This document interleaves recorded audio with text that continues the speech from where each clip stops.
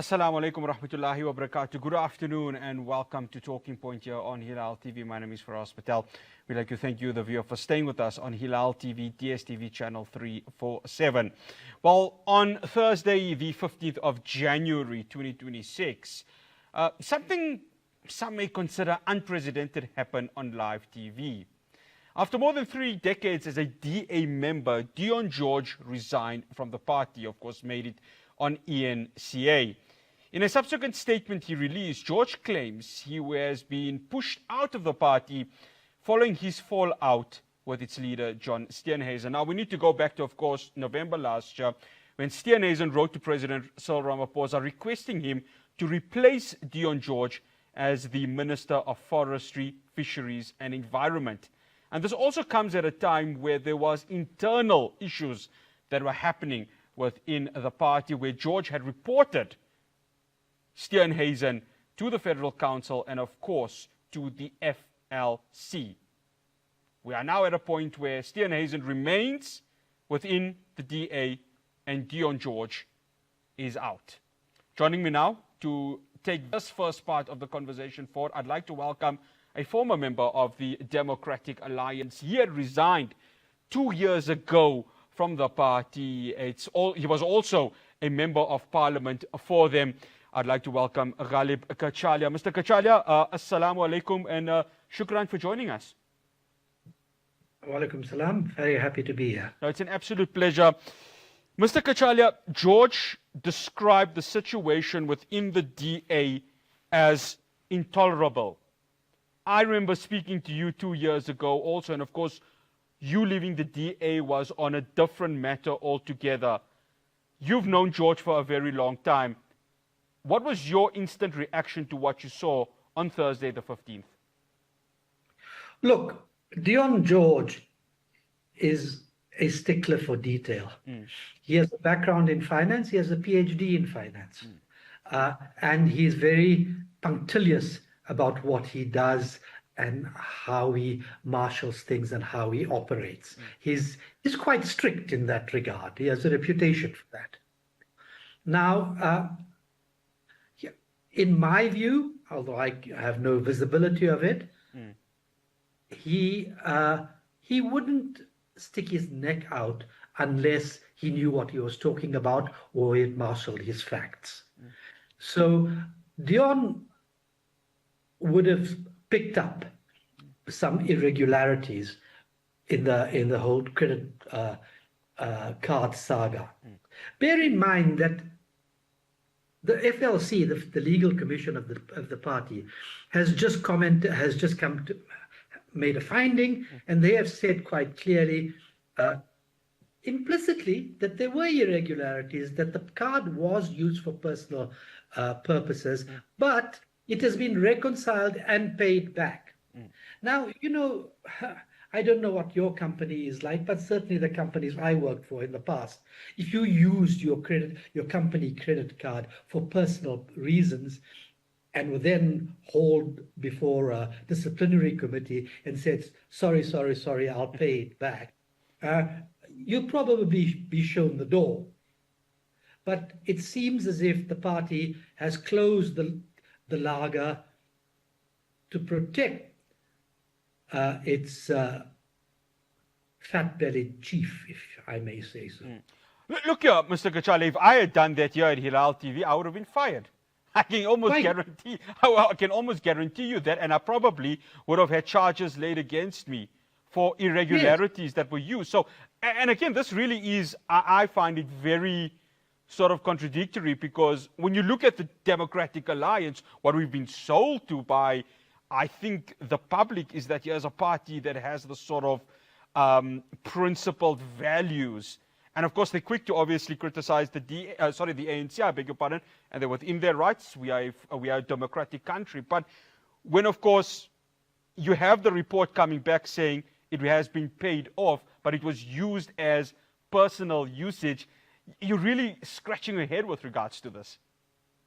Well, of course, I mean, as you say, for a party that has long claimed ethical superiority over its rivals, these optics are particularly damaging.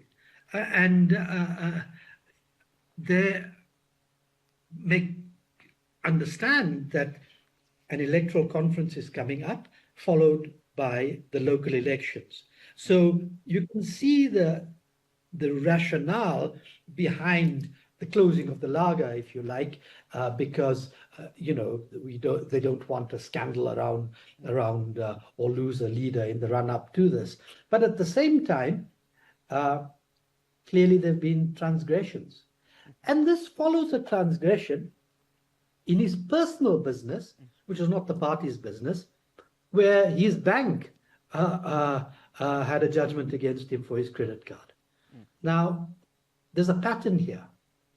You see, lots of people in the party, and I'm privy to some of my old colleagues' conversations, would say, this man earns a very substantial wage. And for him to, use the car and the petrol for personal reasons and to buy Nando's for his children and so on, even if he paid that back and reconciled it post facto, only when called to account, is indicative of a slide which you criticized the ANC for in the past. How different is this?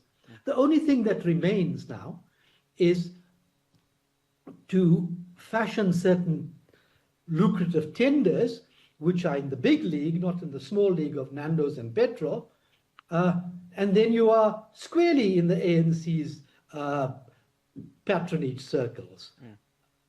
That surely people see this. I know they see. They talk to me about.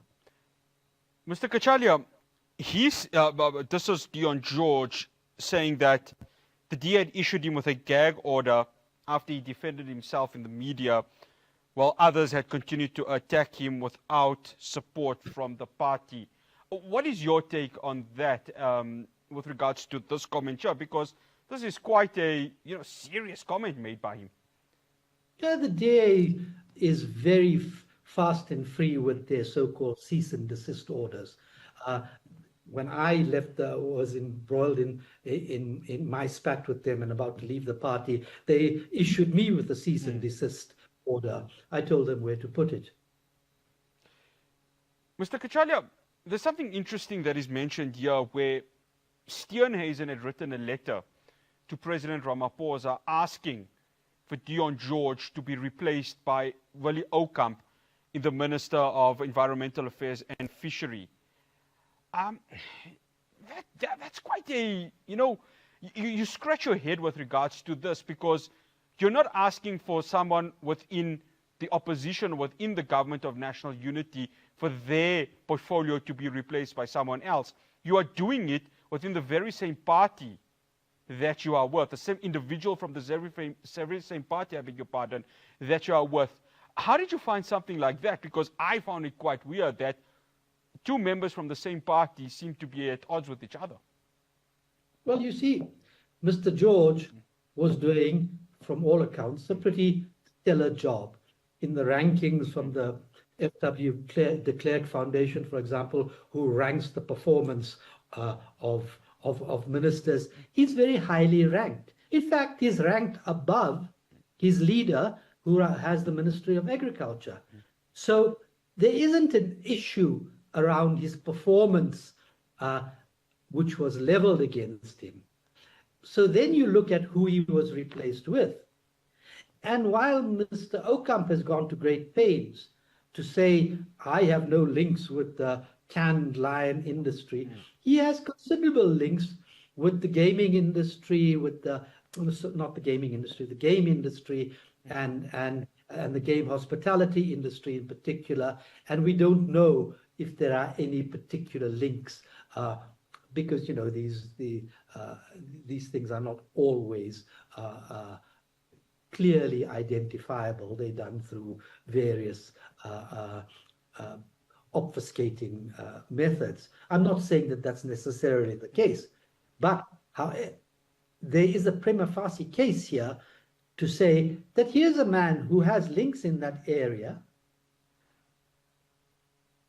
and he replaces someone who was doing a very good job and whose actions flew in the face of that particular industry. Well, connect the dots, as Praveen would say. After the break, I continue my conversation with Ghaleb Cachalia. We're going to be touching on comments that were made by Dion George with regards to the DA wanting to do whatever it can to go ahead and stay within the government of national unity. Do stay tuned. Talking Point returns after this break.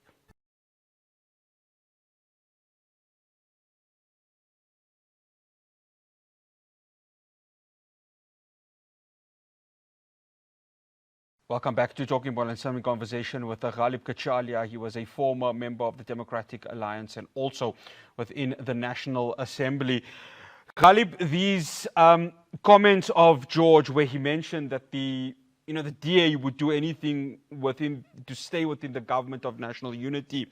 But one interesting comment that was mentioned by him during that interview on ENCA, where he said that, quote unquote, Steenhuisen is captured by the ANC and other criminal interests. I just wanted to get your take on that.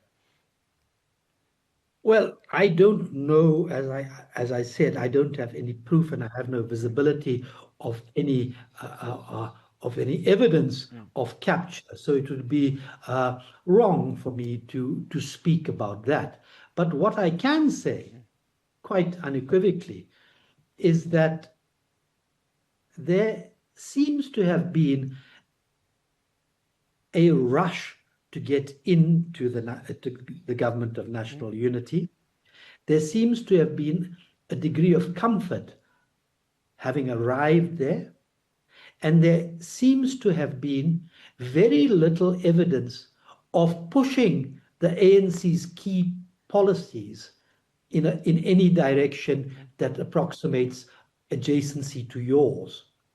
So what have they achieved?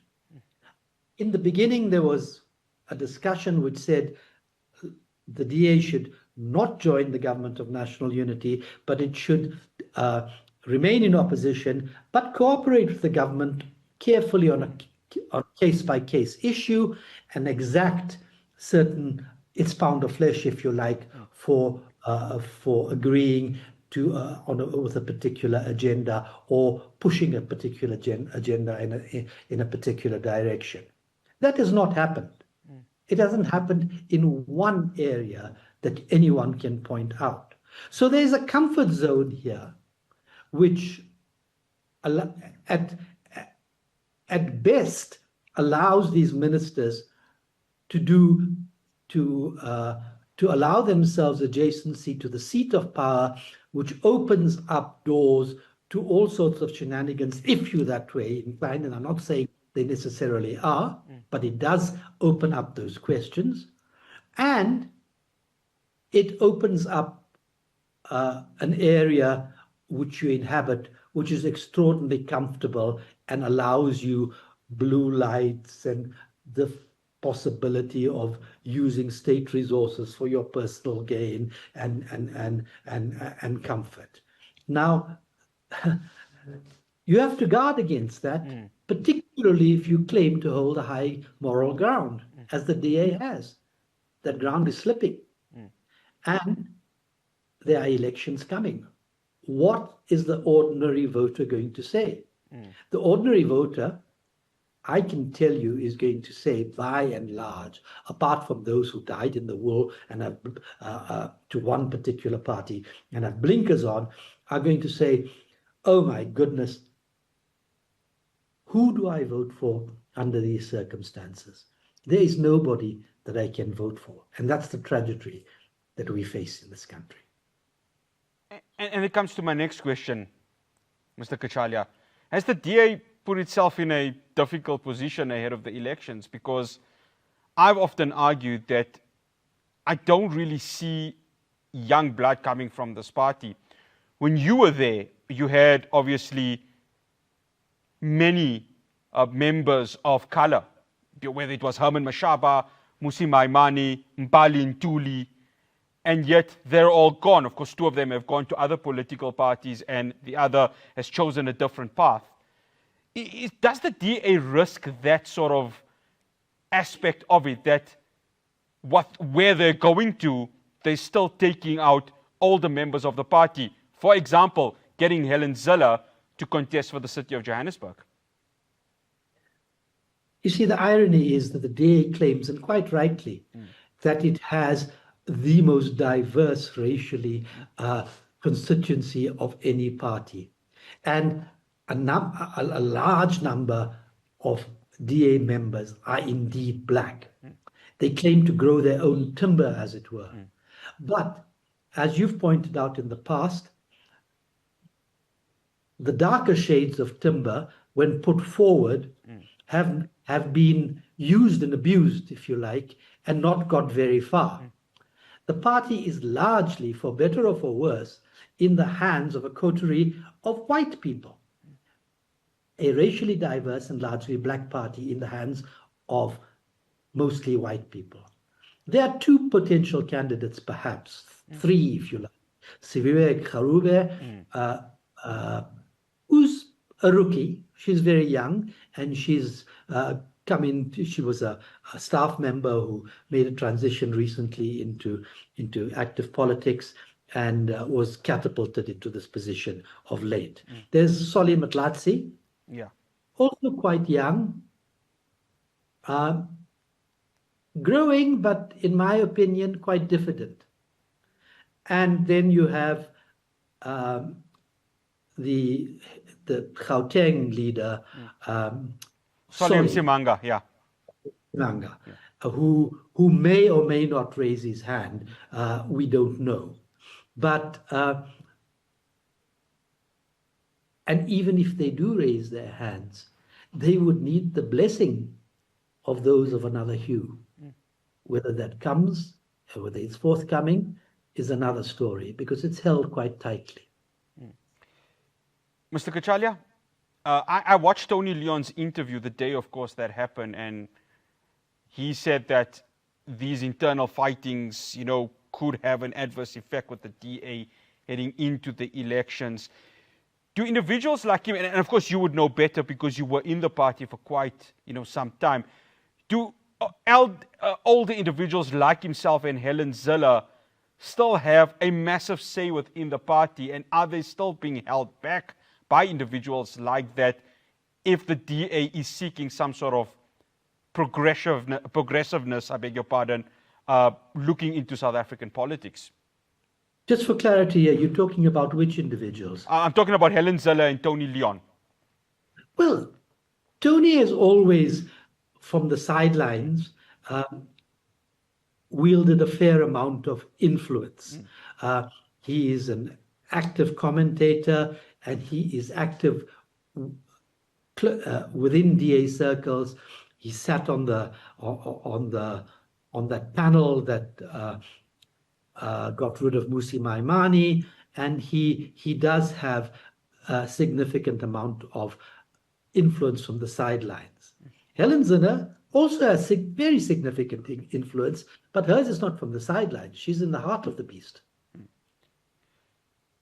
Mr. Cachalia, absolute pleasure having you on. Shukran so much for joining us. Assalamu alaikum. Wa alaikum salam. Thank you very much. That's absolute pleasure. That's Ghaleb Cachalia. He is a former member of the Democratic Alliance, and of course he served as a member of parliament. Well, the conversation continues, because after the break, we're going to be getting a political analyst's view of this. I'm going to be speaking to Andre Duvenage. He's a political analyst from the Northwest University. Do stay tuned.